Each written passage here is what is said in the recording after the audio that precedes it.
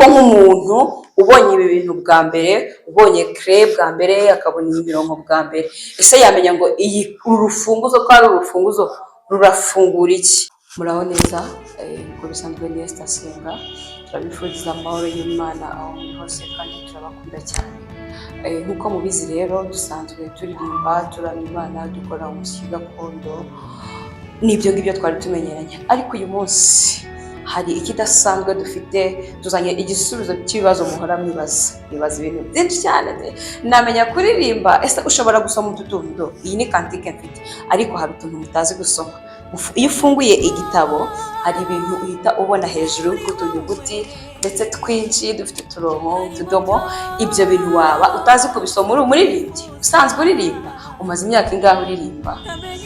Uyu munsi tubafitiye igisubizo. Ni Music Craft Academy, ni ishuri rizajya rikorera online, naryo ni rya Esther Senga. Rero tuziga gusoma umuziki, tuziga kwandika umuziki, tuziga kuririmba, tuziga gucuranga, kandi ku buryo buri international. Tuziga kujya ducuranga umuziki dusoma buri international, ku buryo ahantu hose wagera waririmba, wacuranga, umuntu muri kumwe agahita yumva ni iki uri kumuhereza kandi biryoheye amatwi. Murakoze cyane.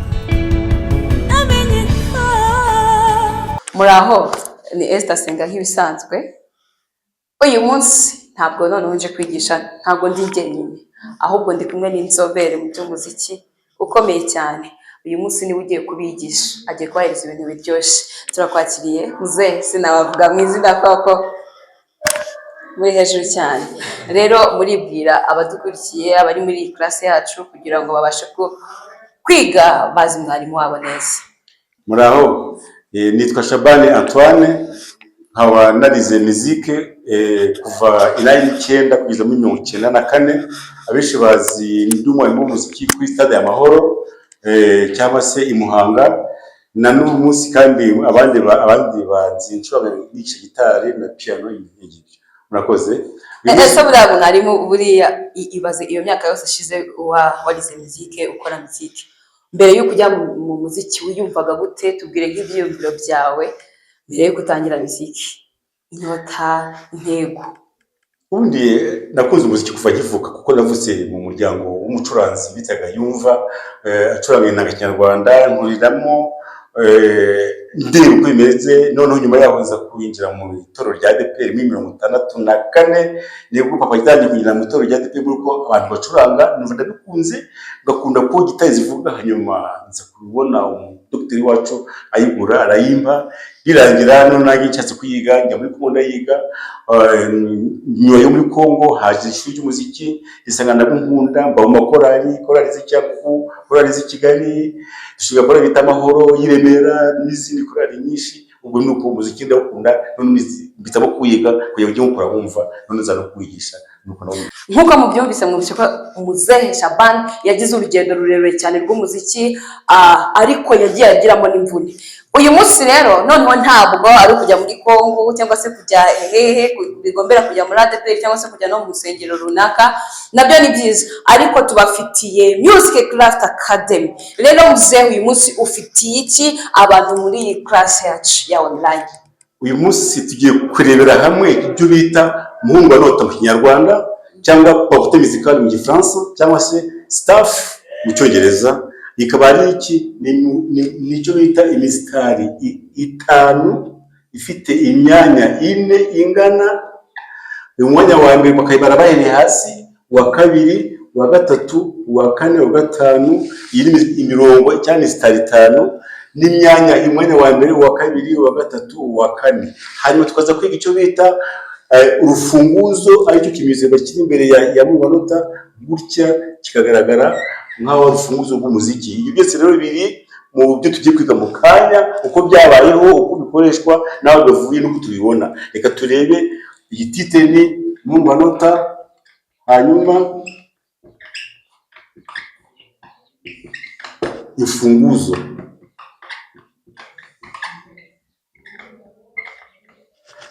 Muri muzika ibi nibyo by'ibanze tugomba kumenya twese. Uyu munsi tugiye kubivuza kugira ngo tumenye neza. Rero dufite amajwi y'abantu b'ingeri enye: abasaza, abahungu n'abasore, n'abagabo bakiri batoya, abadamu, amajwi y'utwara dutoya. Ibyo byose rero bigaza ku misitari 15 mbere niyo bakoreshaga mu gihe cy'abagiriki Yesu ataravuka, biza kugenda bizamuka bitera imbere, ubu kwasiyeho imisitari 5 ariko ivuka muri 15 ijyaho amajwi yose y'abantu. Turebe ko yabayeho. Umusitari wa mbere uri hasi ku basaza, uwa kabiri, uwa gatatu, uwa kane, uwa gatanu, uwa gatandatu, uwa karindwi, uwa munani, uwa cyenda, uwa 10, 11, 12, 13, 14, 15. Bere ko 15 ubwo raza gutya uzajyaho utugi dutoye wa 14 uzajyaho ane majwi agenda aba manini agana hasi. Wa 13 uzaza nawo uvana amajwi agana hasi kuyabagabo. Wa 10 wa 13 uraje. Nyuma yaho tubona wa 11, nyuma yaho tubone uw'icumi, nyuma yaho tubone uwa 9 tututse hasi, nyuma yaho tukore uwa 8 tututse hasi, uwa 7 tututse hasi, uwa 6, uwa 5, uwa 4 twihute, uwa 3, uwa 2, uwa mbere tututse hasi ariwo nkuko twabivuze. Hano niho hari kujya amajwi y'abasaza. Ubwo nuba ngo duheranga gutya kugeza hano gutya, tuzamutse kuri umusitari tukaza kusa hano gutya ku ijwi rya nyuma. Tukaza kubona ko hano hagijwi amajwi abaho nangahe na 7. Rya mbere tugita bagitaga C D E F G A B. Rya mbere, rya kabiri, rya gatatu, rya kane, rya gatanu, rya gatandatu, rya karindwi. Aba ni abangorofone. Abafangofone bivuga ko ari do, re, mi, fa, sol, la, si. Aya twarabonye. Reka rero nkuko mutubonye tugikuragerekeranya bya byiciro byose byibone byisangemo hano. Uzajya umenya aho amajwi yawe yandikwa naho ay'abasore n'abakobwa n'ukana tuyandikwa. Hano twashyizwe rya mbere yaza kuba do, rya kabiri yaza kuba re, rya gatatu yaza kuba dufasha, rya kane ryajyana ribe fa, rya gatanu ribe sol, hano hajye la, hano hajye si, hano hajye do, hano hajye irya kabiri ariyo re, harakurikiraho mi, hakurikireho fa, hakurikireho sol, hakurikireho la, hakurikireho si, kujya utangire indi do, hakurikireho re, hakurikireho mi, hakurikireho fa, hakurikizaho sol, hakurikireho la, hakurikireho si, kujya utangire do, hakurikireho re, hakurikireho mi, hakurikireho fa, hakurikireho sol, hakurikireho la, hakurikireho si. Dusoze noneho dutangira niba hari haje utundi duto cyane haraza hasoza do. Nkuko tuyibonye rero amajwi abantu bose bakwisanga kuri izi manota, abasaza hano, abasore hano, abadamu hano, abatonde tuhari. Reka rero turebe cyakurikiyeho. Nkuko twayibonye nta kuntu amajwi yose yagomba gutya byari byoroshye kuyatoranyamo ayawe, ahubwo habayo ibyo bita imirongo igeretse hasi no hejuru. Ni ibiri igeretse yarasibwe, hasigaye utuntu dutoya tugeretseho. Hejuru na bose ba indi ibiri kujya masigareho indi mirongo ihinduka ibyo bita imirongo igeretse, cyangwa se mu Gifaransa babyita ligne supplémentaire, icyo cyo kayibita ledger line. Ubwo rero naho bituma none hasigaye imirongo 11. Iyo 11 isigaye basa uwa 11, nuvuga ngo bari 5, 1 2 3 4 5, we 1 2 3 4 5, ubwo hasigaye nguyu niwe wavanywemo uvanywemo gasigara mirongo noneho itanu yo hasi n'indi itanu yo hejuru, noneho ku buryo amajwi yo hasi cyane ajya ahera mirongo igeretse, aya mato cyane nayo agahezwa agasohoka igeretse hagati akajya amajwi aringaniye. Kuki imirongo bayisibye bakayikuramo? Ntiyasibwe burundu, ahubwo hari icyo bita uturongo duto tugeretse tuba hejuru mu manota, nidutsimura igiye kugira ngo bijye byorohera abantu basoma umuziki kumenya amajwi ahantu ari bifashishije imirongo n'imyanya. Reka tubirebere hamwe. Byatumye haba icyo bita imfunguzo. Imfunguzo ni iki rero? Imfunguzo ni ikimenyetso gishyirwa ku ntangiriro ya mu manota kugira ngo umuntu yisange mu majwi yiwe. Byatumye amajwi yo hasi bareba uvuye kuri do, uvuye kuri ryo hagati ujyana hasi. Amajwi atanu uramanuka ujya kuri si, la, sol, ugere kuri fa. Ijwi ryo bafatiyeho. Noneho abo hejuru bari kuri do bafata re, mi, fa, kujya gatanu rya sol. Yego. Ijwi rya sol rero hano niryo rya sol, niryo G. Niyo baje kuzana bifise ko kwandika muri nota yo hejuru iryo jwi, ikimenyetso cy'iryo jwi rya G. Kugira ngo bajye bamenya ko ngaha hari iki, hari sol. Aha, none tukiri aho ngaho kuri G. Kuki batari guhitamo ngo iyi la aba ariyo bafatiraho bayigire cre? Nuvuga ngo twayabonye ko ijwi rya gatanu, rimwe, kabiri, gatatu, na gatanu gana hasi. Reka turebe hamwe nyuma yo abadidini n'abahanga baza kugubyura neza bagibandika batya. Uzi ko kuri ga habagano yandi kwakameze gutya, baza guhuza gutya bituma ikimenyetso ifunguzo rufungura amajwi y'abagore n'abakobwa n'abana, ni urufunguzo rwa G, ari bita G clef, ari bita G clef mu Cyongereza, cyangwa se clé de sol, cyangwa se urufunguzo rwa sol. Muzehe, none ko yari yanditse G nk'ibisanzwe, aka kantu babyogoyeho umugani wawe ngo ni ukubyogora, iyo batagashyiraho ntabwo yari kuba ari G clef. Navuze ko abaririmbyi cyangwa se abahanzi ni n'abanyabugeni. Iyi G niyo yumvikanamo, ariko tumutu no kugira ngo baryoshye bafinyore iyo G. Noneho abagabo nabo baza gusanga utuntu wabo uriho wa gatanu umanuka hari fa.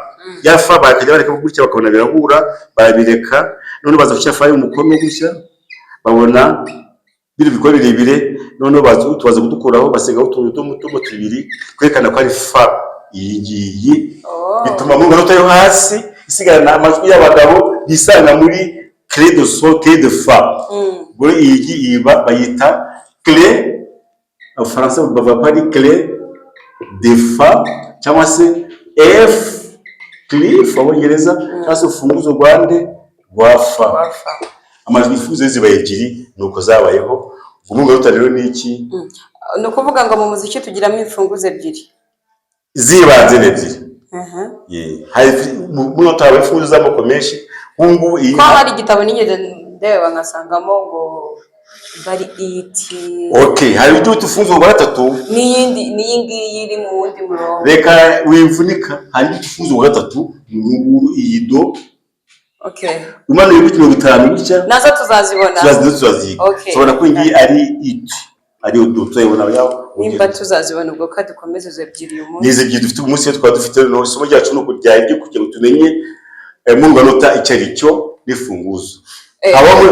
Hamaze kujya mwizi funguzo se nta kuntu mwadusomera tukumva nyine uru rufunguzo rugaragaza iki nyirizina kugira ngo nyine tubyumve. Nibyo yakoze cyane. Niba nje muri korali nkaba ndi umugabo ndareba hano kuri mu manota yagiye bone do re mi fa do re mi fa so la si do. Nyazi mudamu do re mi fa so la si do.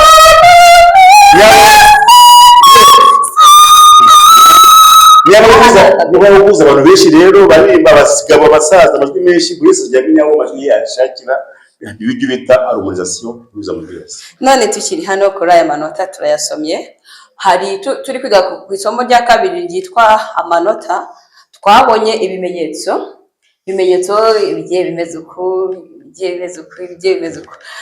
Turi gusoma ahangaha muri porute cyangwa se muri muhundwanota, dushobora nabwo gukoresha ibyo bimenyetso bigakunda cyane.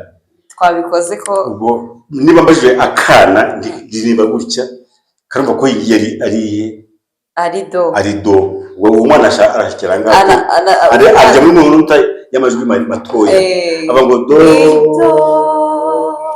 re mi fa sol la si do. Okay, niba gusaza wahera ngaho re mi fa sol la si do. Umusaza amekwa yera hasi, umudamu amya hagati n'agati, abana batoya basoma amajwi ari hejuru bajyana hejuru. Ibyo ni byo bisubika. Urumva iyi do ubusorejeho imeze nkaho ari kumenya octave, igwa muri octave. Iyi ngiyi iya mbere urumva re mi fa sol la si do. Iyi do niyo umusore ahita do re mi. Okay, ubwo niyo iraza kugwa do ubwo nyine abasaza bisanga hano mu rutonde, abasore bakisanga hano, abadamu bakisanga hano gutya, abana bato bakisanga mu rutonde gutya, nuko amajwi apanze. Murakoze. Okay, murakoze cyane. Ngewe kugeza aka kanya nta kibazo mfite, mbifiteho. Ubu maze kumenya ahantu clé de sol ibiri, maze no kumenya ahantu clé de fa iri, namenye ko hari imfunguzo nyinshi mu muziki zitandukanye, ariko uyu munsi tubonye clé de fa tukamera na clé de sol. Tukaba twabonye muhundwanota. Ubwo ntabwo ishobora kubaho hatarimo urufunguzo. Ntabwo ubwo iba yitwa imirongo, iba yitwa ikindi kintu. Kandi n'urufunguzo ntawe rwajya hatari iyi mirongo. Ubwo imirongo guteranyaho urufunguzo bibyara pose, bibyara ikibanza cyo gusoma umuziki, bibyara ikibanza cyo gusomeramo amanota. Maze kumenya ko izi funguzo zitandukanya amajwi uko asona, zitandukanya class cyangwa se ijwi rinini n'ijwi ritoya, ijwi ryo riringaniye ririmo hagati. Ubwo maze kumenya ko izi funguzo zituma ayo majwi atandukana, ku buryo maze kubona ahantu hari clé de sol mitamenya ko iryo jwi riri muri high range. Namenya clé de fa, namenya ko iryo jwi riri muri low, namenya ko ari ibijwi binini bya bass by'abapapa. Hanyuma rero muze ngewe wenda porute nari nyifiteho nosiyo nterwa, ntabwo nari nzi imva n'imvana n'impamvu y'ibi. Nazaga nkayica nyine nkashushanya kuko nabibonye gutyo, ariko menye neza imva n'imvana. Ariko nk'umuntu ubonye ibi bintu bwa mbere, ubonye clé bwa mbere, akabona imirongo bwa mbere, ese yamenya ngo uru rufunguzo ko ari urufunguzo rurafungura iki, kugira ngo umuntu ubibonye bwa mbere ashobore kuba nawe yabisobanura ku buryo barumuna be bari butahe, cyangwa se umudamu cyangwa se umugabo we ari butahe, akamubwira ngo uyu munsi nanjye ngufitiye surprise, ngiye kugusobanurira ibi n'ibi. Mu bisobanuro bigufiya, iyi ni muhundwanota, iyi ni muhundwanota, ikaba ifite ikimenyetso kiranga ni urufunguzo ruyibanziriza. Iyo ubonye bimeze gutyo ubona ko hano hantu hari ijwi rya fa, ukakurikiye neza ko uyu murongo uhereye hasi wa kane muri muhundwanota y'amajwi manini harimo ijwi ryitwa fa, bizahesha umuntu kumenya ati ndasoma fa. Iyi muhundwanota n'ubundi urufunguzo ikintu kimeze gutya, bikwereka ko turi ku ijwi rya G mu Cyongereza, ariyo so ngo twayibonye mu Gifaransa. Ubwo bizatuma kumenya ko kuri umurongo ijwi rihajyaho hano abari so, ijwi abari so, ijwi ryanga abari fata byutse bari kurumba amanota apangwa muri muhundwanota. Uyu munsi umenye neza ko nubona iyo kano kamenyetso uzabizi ko uri mu majwi y'abadamu n'utwara dutoya. Nubona ari ikimenyetso cya fa, uzamenye ko wayivuye ayicyo bavanye kuri do bagana hasi bagira hano, basanga hano hari ijwi ryande rya fa, yerekana ko ari amajwi y'abasaza n'abasore ari mu ruhande rwo hasi. N'ibyo bihagije. Urakoze cyane. Ikindi kibazo cy'amatsiko, urabona muhundwanota n'ijambo ry'Ikinyarwanda risa naho rinakomeye, ntabwo ryoroshye. Abandi by'amahanga naho biri. Reka ngufashe rero, iyo umuntu agiye gutora bamuhundagazaho amajwi. None iyo ugiye kuririmba rero hari ahantu bahundagaza ya majwi nyine. Ya majwi noneho ni amajwi atari amatora, amajwi y'umuziki. Bayita amanota rero. Amanota n'amajwi byita amanota. Iyo ni muhundagazaho amanota. Muhundagazaho amanota. Bahundagazaho amanota ukayasoma hariya bayahundagaje. Ubwo ni ikintu bahundagaza. Reka mabwize ukuri abantu badukurikiye sibwo bwa mbere mwumvise iri jambo mu matwi yanyu muhundagaza. Abantu babyumvishe bwa mbere mutubwize ukuri, mutubwire muri comment, mutubwire twari dusanzwe tubizi gutya, twebwe twayibonaga tukumva nta kintu binamaze, ariko uyu munsi basi nabashije kumenya muhundagaza. Ariko njyewe nubwo ari ubwa mbere bamwe babyumvise, ntabwo nanjye ndi kumva neza. Utubwiye ko ari guhundagazaho amanota. Nimba ari guhundagazaho amanota ni ukuyahundagaza ku iki nyine, kuki kuri iyi misitari itanu n'imyanya ine, ni ukuyihundagaza kuri iyi mirongo itanu irimo imyanya ine. Noneho iyo imaze kugera iyi mirongo ine, iyi myanya ine n'iyi mirongo itanu yo twamaze kubica gutya, tukaba twamaze kumenya aho dushyira amakere. Ubwo iyo dushyizeho amanota kiba cyamaze kwitwa muhundagaza. Ndagushimiye cyane kubwo duhaye ubumenyi, uri igitabo cyiza cyo gusoma. So rero turabashimiye mwese mukurikiye